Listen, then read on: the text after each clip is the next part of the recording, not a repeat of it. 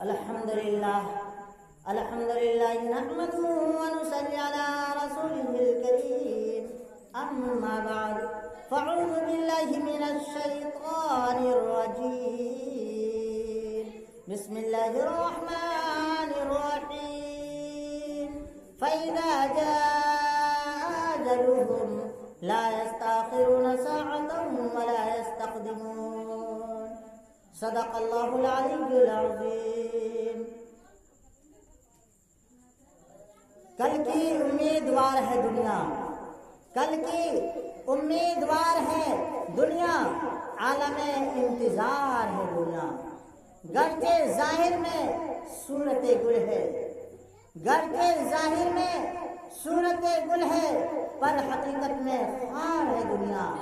ایک جھونکے میں ہے ادھر سے ادھر، ایک جھونکے میں ہے ادھر سے ادھر. 4 دن کی بہار ہے دنیا. زندگی نام رکھ دیا کس نے عارف، زندگی نام رکھ دیا کس نے عارف. موت کا انتظار ہے دنیا. میرے معزز بزرگوں، دوستوں، اللہ تبارک و تعالی کا بے انتہا احسان اور کرم ہے کہ اللہ تبارک و تعالی نے ہم کو سنانے کی اور آپ سب کو سننے کی توفیق بخشی، اور ہم بہت دور دراز سے سفر کر کے آپ کے بیچ میں آیا ہوں کچھ سنانے کے لیے، کچھ دل کی دنیا کو بدلنے کے لیے. آپ لوگ سننے کے لیے تیار ہیں؟ ایک دفعہ بولے، ہاتھ اٹھا کر کے بولے انشاءاللہ سنیں گے. ماشاءاللہ. اس لیے کہا جاتا ہے کہ دل بدل سکتے ہیں تو جذبات بدل سکتے ہیں، دل بدل سکتے ہیں تو جذبات بدل سکتے ہیں. دور موجود کے دن رات بدل سکتے ہیں. یارو تم بدل جاؤ تو حالات بدل سکتے ہیں. یا رب تو عطا کر دے سوغات مدینے کی، لکھ دے میری قسمت میں ایک رات مدینے کی.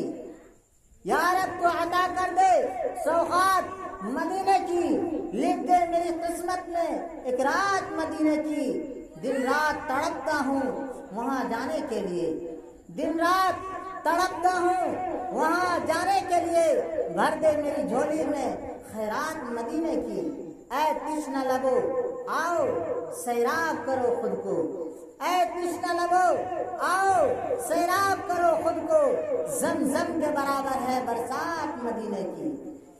میرے معزز بزرگوں، دوستوں، میں نے جو قرآن مقدس کی آیت کریمہ تلاوت کی ہے اس میں اللہ تبارک و تعالی ارشاد فرماتے ہیں کہ جب موت کا وقت آئے گا تو نہ ایک سیکنڈ آگے ہوگا نہ پیچھے ہوگا.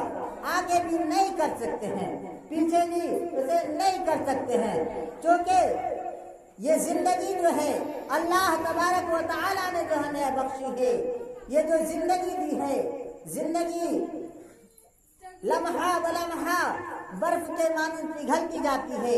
تمنا اور آرزوؤں کی زنجیریں اتنے ہی لمبی ہوتی جاتی ہیں.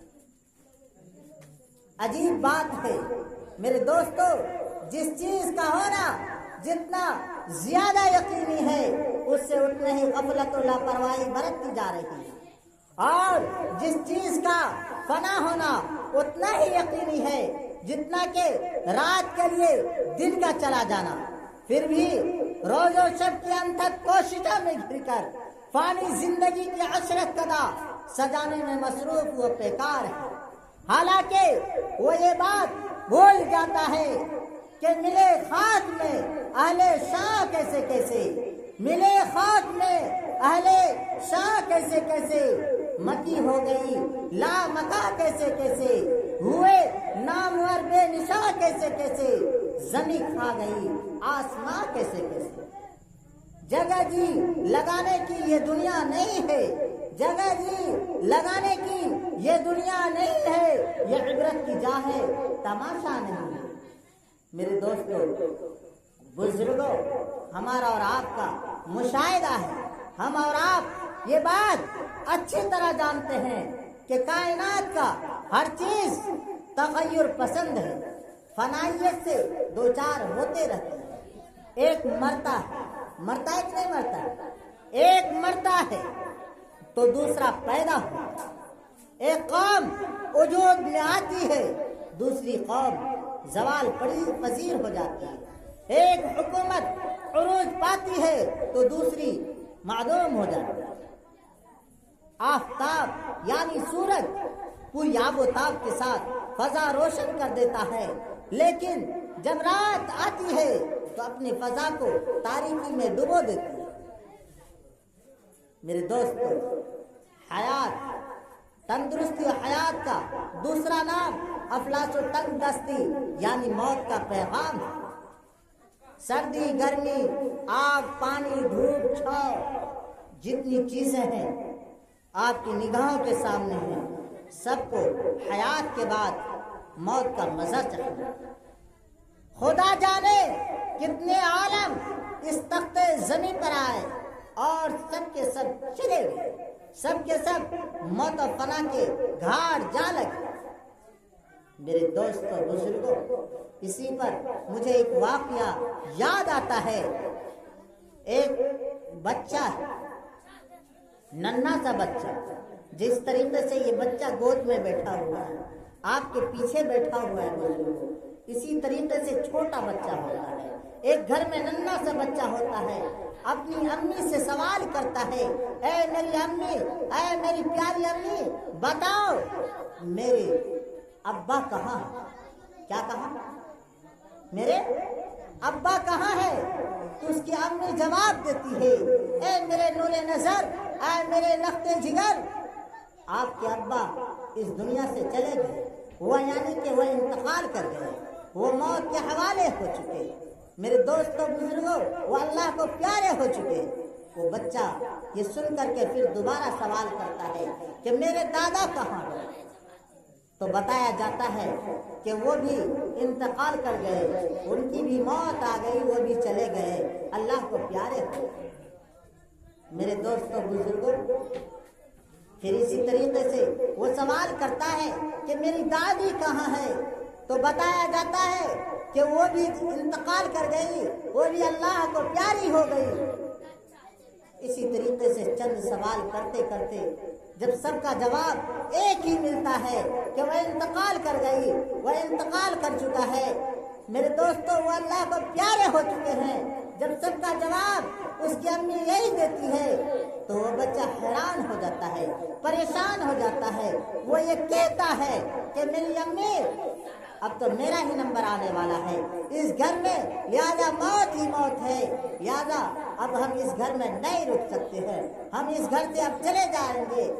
تو امی سمجھاتی ہے، میرے بیٹا، موت کا وقت مقرر ہے، جب موت کا وقت آئے گا تو نہ ایک سیکنڈ آگے ہوگا نہ پیچھے ہوگا، یہ خدا کا قانون اٹل ہے، اس کو کوئی روک نہیں سکتا ہے، اس کو کوئی دخل اندازی نہیں کر سکتا ہے، اس کو کوئی ٹوک نہیں سکتا ہے۔ اس لیے میرے دوستوں، وہ بچہ حیران ہو کر کے، پریشان ہو کر کے اس گھر سے بھاگ جاتا ہے۔ کیا کر جاتا ہے؟ کیا کرتا ہے؟ گھر سے بھاگ جاتا ہے، کہتا ہے میں اس گھر میں نہیں رکھ سکتا، اس لیے کہ اس گھر میں موت آتی ہے۔ میرے دوستوں، وہ بچہ بھاگنا شروع کر دیتا ہے۔ جب بھاگنا شروع کر دیتا ہے، چند بچے میدان کے اندر، کھلے میدان کے اندر، گرمی کا سیزن ہوتا ہے، گرمی کا موسم ہوتا ہے، وہ بچہ کھیلتا ہوا نظر آتا ہے، دھول اور مٹی سے کھیلتا ہوا نظر آتا ہے۔ بچے کھیلتے ہیں اور جب یہ بچہ بھاگتا ہوا، دھول اور مٹی سے کتراتا ہوا بھاگتا ہے، تو بچے، کھیلنے والے بچے اس بچے سے سوال کرتے ہیں، اور میاں، مٹی اور دھول سے بھاگتے ہو، جب تمہارے اوپر سینکڑوں منوں مٹی تمہارے اوپر ڈالی جائے گی، جب تم قبر کے حوالے ہو جاؤ گے، مٹی کے نوالے ہو جاؤ گے، کیڑے اور مکوڑے کے خوراک بن جاؤ گے، بتاؤ اس وقت تم کہاں بھاگ کے جاؤ؟ میرے دوستوں، وہ بچہ پھر پریشان ہو جاتا ہے کہ میں نے موت کی آواز کو سن کر کے گھر سے بھاگا تھا، میدان میں نکلا تھا، میدان میں بھی موت کی آواز آ رہی ہے، لہذا مجھے ایک ایسی جگہ چلے جانا چاہیے جہاں موت کی آواز تک نہیں پہنچے۔ لہذا وہ جو ہے میدان سے جنگل کی طرف چل گیا۔ کہاں چلا گیا؟ میدان سے جنگل کی طرف روانہ ہو جاتا ہے، رواں اور دواں ہو جاتا ہے۔ جیسے ہی جنگل کا اور چھوڑ چلنا شروع کر دیتا ہے، ویسے ہی ایک ہاتھی جو ہے، وحشی جنگلی ہاتھی، اس بچے کے اوپر جو ہے دوڑ لگاتا ہے، اس بچے کو پکڑنا شروع کر دیتا ہے، پیچھا کرنا شروع کر دیتا ہے وہ ہاتھی۔ تو وہ بچہ جو ہے بھاگنا پھر شروع کر دیتا ہے۔ وہ بچہ سوچتا ہے میں گھر سے نکلا تھا، گھر میں تو تھوڑی دیر کے بعد موت آتی، یہاں تو موت ہی موت۔ میرے دوستو، وہ بچہ بھاگنا شروع کر دیتا ہے، بھاگتے بھاگتے ایک کوٹری نظر آتا ہے اور کہتا ہے کہ اگر ہم اس چھوٹی سی کوٹری کے اندر اگر اس کوٹری میں داخل ہو جائے تو ہو سکتا ہے کہ میری جان بچ جائے۔ جیسے ہی اس روم کے اندر، اس کمرے کے اندر، اس کوٹری کے اندر داخل ہوتا ہے، میرے دوستو عجیب بات ہے کہ ایک طرف سانپ ہے تو دوسری طرف بچھو ہے تو تیسری طرف جنگلی ہاتھی ہے، اور سب موت بن کر کے کھڑا ہے، چاروں طرف موت ہی موت نظر آتا ہے۔ میرے دوستوں بزرگوں،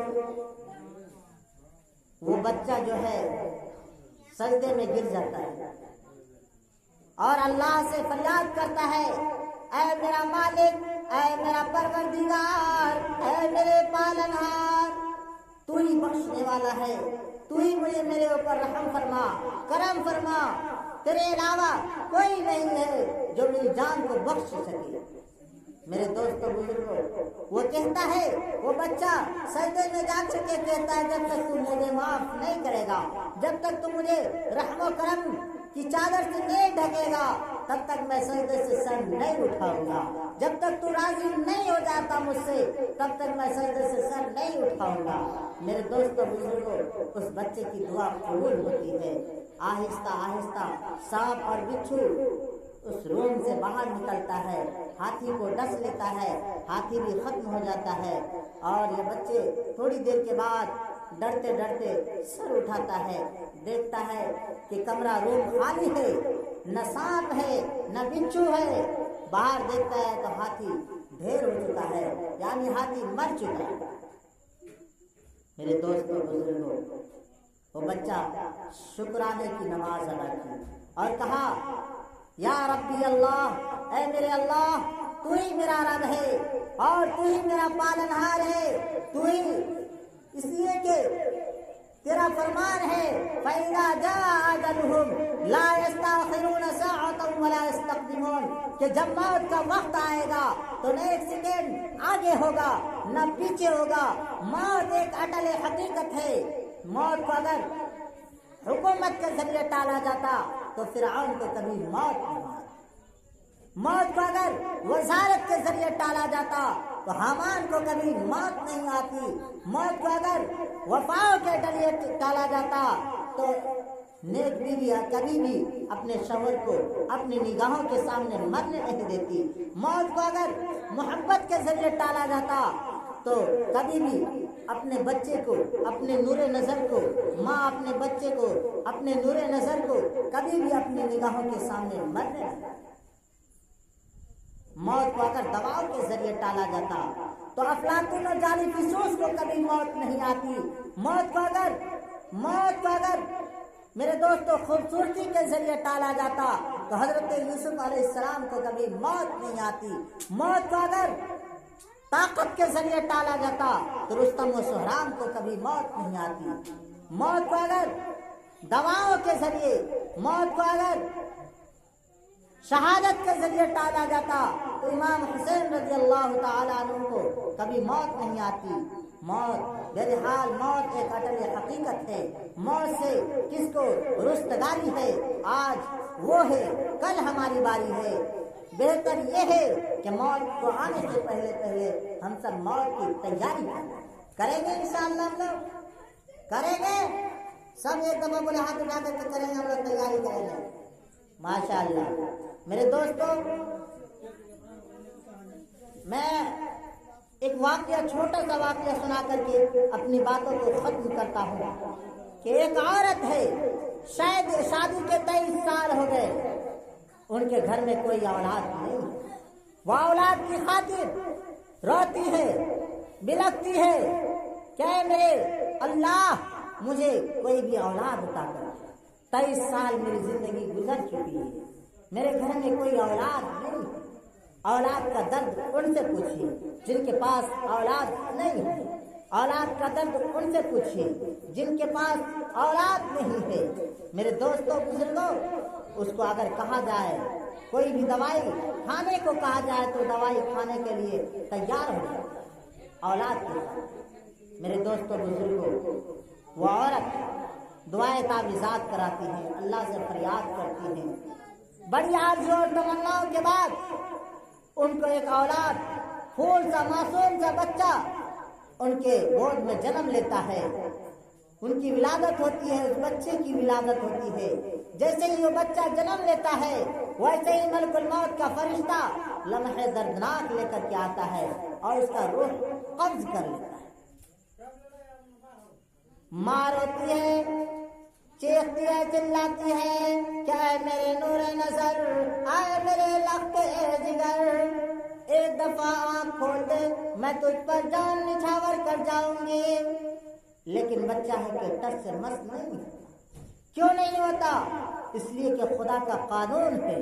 میں نے قرآن مقدس کی شروع میں آیت پڑھی کہ فَإِذَا جَاءَ أَجَلُهُمْ لَا يَسْتَأْخِرُونَ سَاعَةً وَلَا يَسْتَقْدِمُونَ، کہ جب موت کا وقت آئے گا تو نہ اسے آگے کر سکتے ہیں نہ پیچھے کر سکتے ہیں۔ میرے دوستوں بزرگوں، واقعات تو